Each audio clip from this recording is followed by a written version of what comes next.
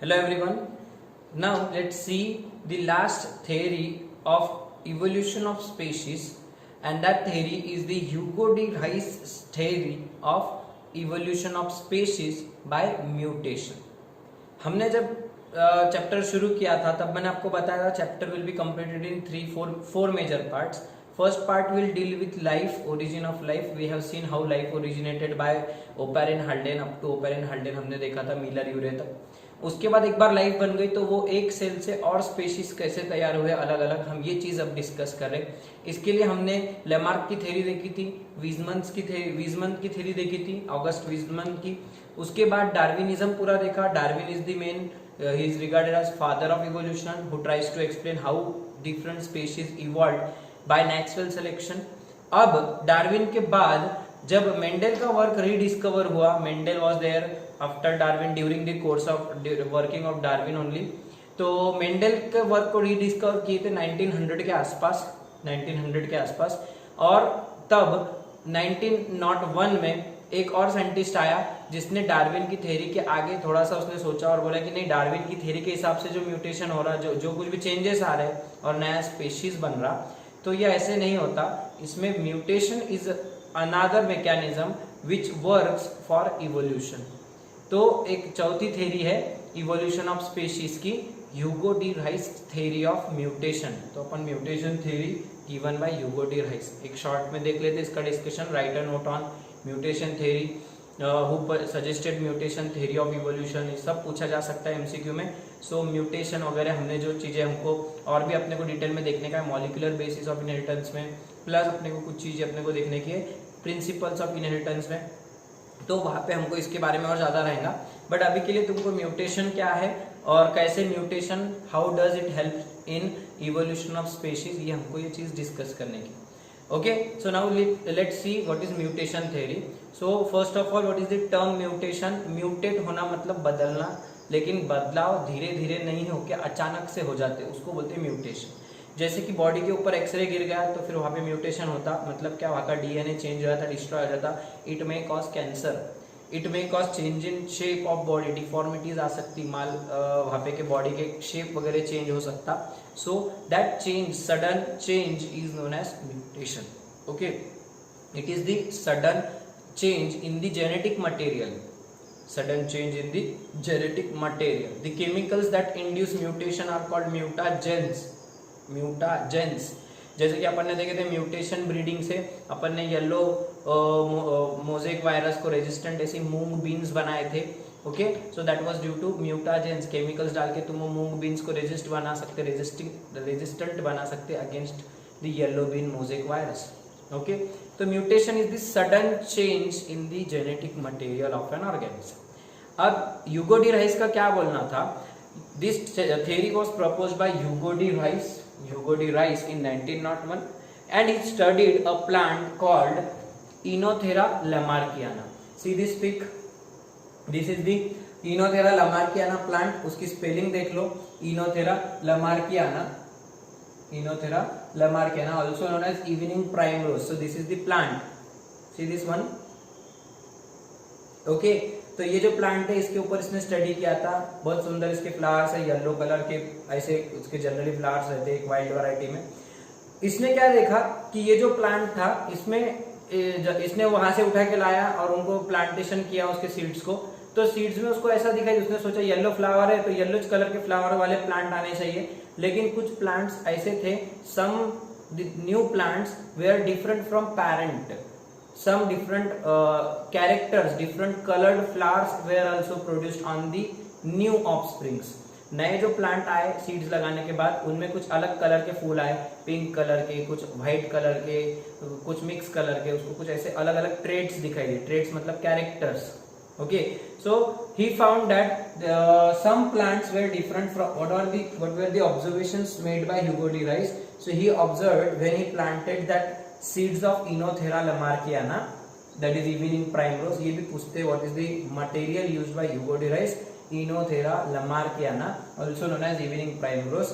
He planted the seeds of this plant and he found that some plants offsprings were different from parent. They had certain new characters certain more something new, something more different from the parental generation. अलग colour के फूल होना, अलग colour की पत्तियां वगैरह थोड़ा सा दिखाई दिया, but yes it was evening primrose. Okay, so that was due to, he suggested that it was due to sudden and spontaneous variation. suddenly हो गया था, एक ही जनरेशन के बाद इतना फर्क दिखाई दिया कि पीले फूल वाले प्लांट के सीड्स को अगर लगाए तो पिंक कलर के सीड्स आ रहे, मतलब सडनली इतना कलर चेंज हो जा रहा है, उसका पिगमेंट ही बदल जा रहे, कलर पिगमेंट ही बदल जा रहे थे. So he suggested that it is a sudden change. अचानक हुआ ना एक ही जनरेशन में. अपने को क्या है, डार्विन क्या बोलता है, चेंजेस सडनली नहीं होते, धीरे धीरे स्लोली होते, ग्रेजुअली होते. बराबर है. डार्विन के चेंजेस, डार्विनियन वेरिएशंस दे अकर स्लोली, ग्रेजुअली. लेकिन इसके चेंज कैसा होता, सडन हो, स्पॉन्टेनियस, अपने आप होगा, पता नहीं चला कैसे हुआ. ओके, लेकिन डार्विन के चेंजेस एडेप्टिव थे, वो एडेप्टेशन की वजह से डेवलप होने वाले थे. उसका रीजन था कि एडेप्टेशन, नेचुरल सिलेक्शन वर्क कर रहा था वहां पे. लेकिन इसके चेंजेस सडन और स्पॉन्टेनियस वेरिएशन से हो रहे थे. और सडनली जो चेंजेस आते that are in the genetic material and that changes are called mutations, also known as discontinuous variation. याद रखो, discontinuous variation is equal to mutation, not continuous variation. Continuous हो रहे तो वो म्यूटेशन नहीं, वो हमेशा होने वाले. म्यूटेशन किसको बोलते हैं, अचानक होने वाला चेंज. वो कोई, अब तुम्हारे ऊपर एक्सरे गिर गया तो तुम्हारे हाथ को कुछ भी चेंजेस आएंगे, जरूरी थोड़ी तुम्हारे बच्चे में भी वैसे चेंजेस रहेंगे, तुम्हारी अगली जनरेशन में वो चेंजेस जाएंगे. दिस नॉट नेसेसरी कि उसके भी हाथ पे बेचारे को म्यूटेशन वैसा का वैसे हाथ आएगा, ऐसा नहीं है. Mutations are discontinuous variations. Okay, so इस तरीके से उसने ऑब्जर्व किया कि अलग अलग कलर के फूल हैं. उसके ऊपर से उसने फिर चेंजेस की डेफिनेशन बनाया और उसको बोला कि ऐसे कई सारे म्यूटेशंस होते. Mutation serve as a material for evolution. Many mutations occur during the course of lifespan, during many generation, through many generation, and all that mutations will lead to formation of new species. Mutations may be harmful, mutations may be useful. Generally harmful mutations are eliminated, ऐसा उसका बोलना था. ये दो तीन जो कुछ भी बातें, all these are given in the state board PDF. State board के टेक्स्ट बुक में दिया है ह्यूगो डी राइस थ्योरी में. तो वहां पे तुमको म्यूटेशन फीचर्स क्या है ये थ्योरी के. According to this theory, according to Hugo de Vries, mutations are the discontinuous variations that occur suddenly and spontaneously. These mutations, they change the genetic material and they serve as the material for evolution. These mutations, point number 3, these mutations may be harmful or they may be useful. But these mutations, generally harmful mutations are eliminated during natural selection, and the useful variations, useful mutations remain as it is throughout the next generation. इस तरीके से इसने mutation को ही base मान के evolution होता है ऐसा बोलते गए. इतना ज्यादा हो, इसका कुछ बोलना नहीं. डार्विन ने भी कितनी बातें किया था, ओवर रिप्रोडक्शन करते, उस पर स्ट्रगल होता, स्ट्रगल के बाद वेरिएशन आते, फिर अडेप्टेशन होता, फिर नेचुरल सिलेक्शन होकर स्पेशीज बनता. डार्विन की सिर्फ 5 बातों में हो रही थी. ये सिर्फ एक चीज को आधार बना दिया. The base of evolution is according to Hugo de Vries, it is mutation. So he coined the term mutation for such sudden changes. और उसने इन्हें large single step mutations, इसको ही उसने क्या बोला, saltation.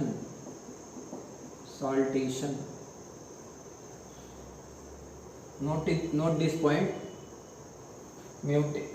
लार्ज और सडन सिंगल स्टेप म्यूटेशन. देखो yellow से पिंक कलर के फ्लावर डायरेक्ट आ गए एक ही स्टेप में, एक ही जनरेशन में इतना बड़ा चेंज आया, एक ही स्टेप में, सिंगल लार्ज स्टेप में इतने सारे म्यूटेशंस हो गए.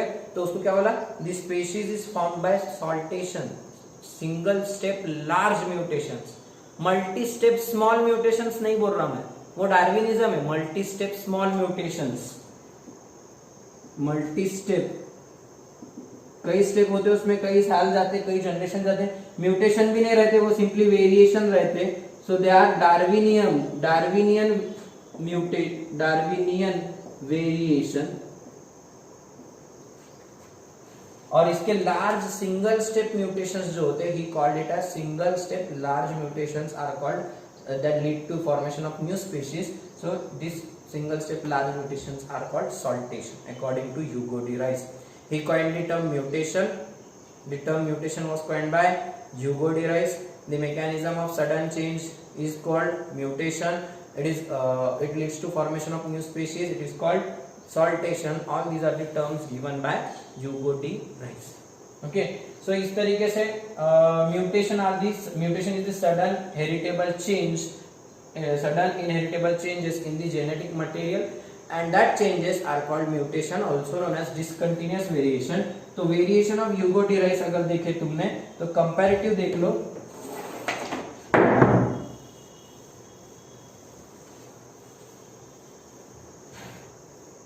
अगर कंपैरेटिव देखे तो मैं देखो कंपेयर कर रहा डार्विन के वेरिएशन, लिख के रख लो इसको, एनसीईआरटी में नोट करना है तुम्हारे को, और ह्यूगो डी राइस के वेरिएशंस मतलब इज म्यूटेशंस। तो इसके म्यूटेशन डार्विन के कैसे थे, स्लो थे, ग्रेजुअल होते थे, कंटिन्यूअसली होते थे, धीरे धीरे तुम में तुम्हारे चेंजेस होते, तुम्हारे बच्चों में भी चेंजेस रहेंगे, उनके बच्चों में चेंजेस रहेंगे, उनके बच्चों में कुछ वेरिएशन, मतलब कंटिन्यूअसली वेरिएशंस होते जा रहे, हर जनरेशन में वेरिएशंस आ रहे। अच्छा, तुम्हारे वेरिएशन जमा होके तुम्हारी बॉडी में जमा हो रहे, वो अगली जनरेशन में जा रहे, उसके जमा होके वो अगले मतलब जमा होते जा रहे वेरिएशंस, मतलब कैसे हो रहे, एक्यूमुलेटिव टाइप के है ये, एक्यूमुलेटिव, और एक जनरेशन से दूसरी जनरेशन में जा रहे, मतलब कैसे हो गए, डायरेक्शनल हो गए, डायरेक्शनल हो गए, करेक्ट। और इनहेरिट हो रहे तो इनहेरिटेबल, ऐसे चेंजेस है, 1 2 3 4 5 6 इनहेरिटेबल चेंजेस है, ठीक है। अब इसका एग्जैक्ट अपोजिट, ये स्लो थे लेकिन इधर स्लो हो रहे क्या, सडन हो रहे, मतलब रैपिडली हो रहे, ये ग्रेजुअल थे लेकिन इसके रैंडमली हो रहे, किसमें भी होंगे कैसे भी होंगे, ऐसा जरूरी नहीं कि इसमें हुए तो उसके अगली जनरेशन में होंगे। Mutations are not general, they are not gradual, वो हमेशा होते ऐसा नहीं है, ठीक है, ये रैंडमली होते। इसके चेंजेस एडेप्टिव थे, एडेप्टिव थे, एडेप्टेशन की वजह से वाले चेंजेस थे, इसके चेंजेस रैंडम थे। इसके कंटिन्यूअस, इसके डिसकंटिन्यूअस, कंटिन्यूअस डिसकंटिन्यूअस, इसके accumulative, these are non accumulative, जरूरी नहीं कि इसके म्यूटेशन अगली जनरेशन में एज इट इज पूरे के पूरे जाएंगे, कुछ जाएंगे, इनहेरिटेबल है लेकिन सब नहीं जाएंगे, so accumulative and it is non accumulative. ये डायरेक्शनल है, ये डायरेक्शन लेस है। हो सकता पिंक कलर के फ्लावर को वापस से उसके जो सीड्स रहेंगे उसको फिर से येलो कलर के फ्लावर्स आएंगे उसके नए अगली जनरेशन में, उसको येलो कलर के फिर से आएंगे और अचानक से फिर पिंक कलर के सीड्स आएंगे उनको, मतलब यहाँ पे कुछ भी डायरेक्शन फिक्स नहीं है कि वेरिएशंस कैसे हुए, डिसकंटिन्यूअस मैनर में वाला है सब, और डायरेक्शन लेस तरीके से चल। ये एडेप्टिव है, ये इनहेरिटेबल है, this is also inheritable, this is also inheritable, okay. और लास्ट है, इसके वेरिएशन स्मॉल रहते, छोटे छोटे वेरिएशन जमा होके वो होते बोलता, और इसके वेरिएशन लार्ज साइज के वेरिएशन है, सिंगल स्टेप लार्ज, अभी देखे ना अपन ने, single step large mutations in variations are called mutation that leads to saltation and formation of new species. तो इस तरीके से सिंगल स्टेप लार्ज यहाँ पे होते म्यूटेशन, यहाँ पे small mutation, these are slow and gradual, sudden and rapid, gradual, random, adaptive. Here it is inheritable, it is also inheritable, it is directional, continuous, accumulative, it is directionless, discontinuous, non-accumulative, जमा नहीं होते, okay. तो suddenly jump होता और एक नया species बन जाता, ऐसा ह्यूगो डी राइस का बोलना। So these are the features of variations of Darwin and Hugo de Vries. ये एग्जाम में पूछे वाला क्वेश्चन है, what is the difference in the Hugo de Vries and Darwinian variations. तो याद रखने के लिए 7-8 पॉइंट ऐसा याद रखना, एग्जैक्ट अपोजिट थिंकिंग है दोनों की, लेकिन डार्विन की थिंकिंग ज्यादा सही है। क्यों, इसके ऑब्जेक्शंस क्या है, let's see the objections to Hugo de Vries theory. There are certain objections to the Hugo de Vries theory of evolution by mutation, क्योंकि म्यूटेशन को ही हम एक अकेला बेस नहीं मान सकते that can lead to evolution of a new species. कैसे हो सकता है भला, सोच लो, सडनली कोई चेंज, इतने सारे चेंजेस सडनली कैसे आ सकते हैं एक ऑर्गेनिज्म से दूसरे ऑर्गेनिज्म में बनने के लिए, इतने सारे चेंजेस एक साथ आना कोई आसान बात नहीं है। ऐसे से तो क्या होगा, उसका जेनेटिक मटेरियल अचानक से बदल जाएगा, इतने चेंजेस कैसे हो सकता है, कोई निगेटिव इफेक्ट तैयार हो जाए और वो ऑर्गेनिज्म सर्वाइव ही ना कर पाए, क्योंकि आखिरकार जेनेटिक मटेरियल का मामला है। तो इसीलिए ये जो म्यूटेशन से इवोल्यूशन हो रहा, ये वाली बात कुछ हजम नहीं होंगी।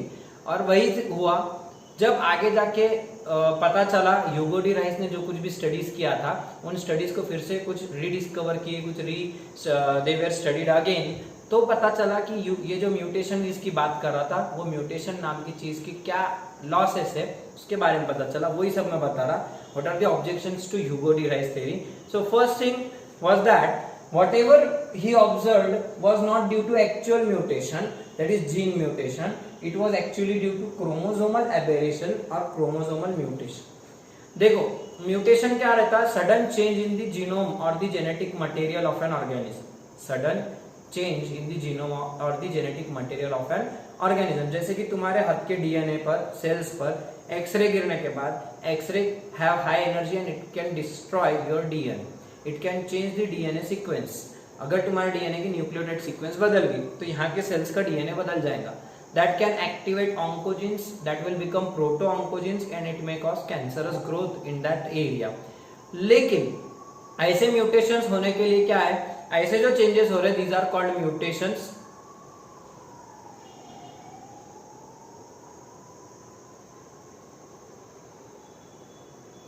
ऐसे म्यूटेशंस हमेशा नहीं होते। ऐसे म्यूटेशंस को म्यूटेशन कब बोलने का? जब वो जीन में हो रहे। Gene is a fragment of DNA, okay, and chromosome is the long structure, it is the filamentous long structure that is observed during cell division. Each chromosome consist of several genes. तो gene में होने वाले mutation को ही actual mutation माने वाला है। पूरा chromosome अगर चेंज हो गया, क्रोमोसोम की 2 कॉपियां तैयार हो गई, एक ही क्रोमोसोम की 2 कॉपीज तैयार हो गई, उसको बोलते हैं डुप्लीकेशन। क्रोमोसोम के अगर टुकड़ा गायब हो गया, क्रोमोसोम में एक्स्ट्रा टुकड़ा आ गया, क्रोमोसोम में आने वाले चेंजेस को म्यूटेशन नहीं माने वाला है। They are false type of mutation, they are not helpful in evolution. अब एक बात और क्लियर कर लो, gene mutation versus chromosomal aberration हमको प्रिंसिपल्स ऑफ इनहेरिटेंस में फिर से देखना है, तो तब तुमको समझ में आएगा। अभी के लिए इतना याद रखो, whatever he observed was not due to gene mutation, was not actually mutation, it was actually due to chromosomal aberration, chromosomal changes, and chromosomal aberrations have no significance in evolution. मतलब उसने जो देखा था जिसके आधार पे इवोल्यूशन बोल रहा, तो chromosomal evolution they can be eliminated, therefore they have no significance in the course of evolution. तो इस तरीके से पहली बात पे उड़ गया, उसकी थ्योरी यहीं पे उड़ जाती कि उन्होंने जो देखा वो एक्चुअल म्यूटेशन नहीं थे, वो कुछ और ही था।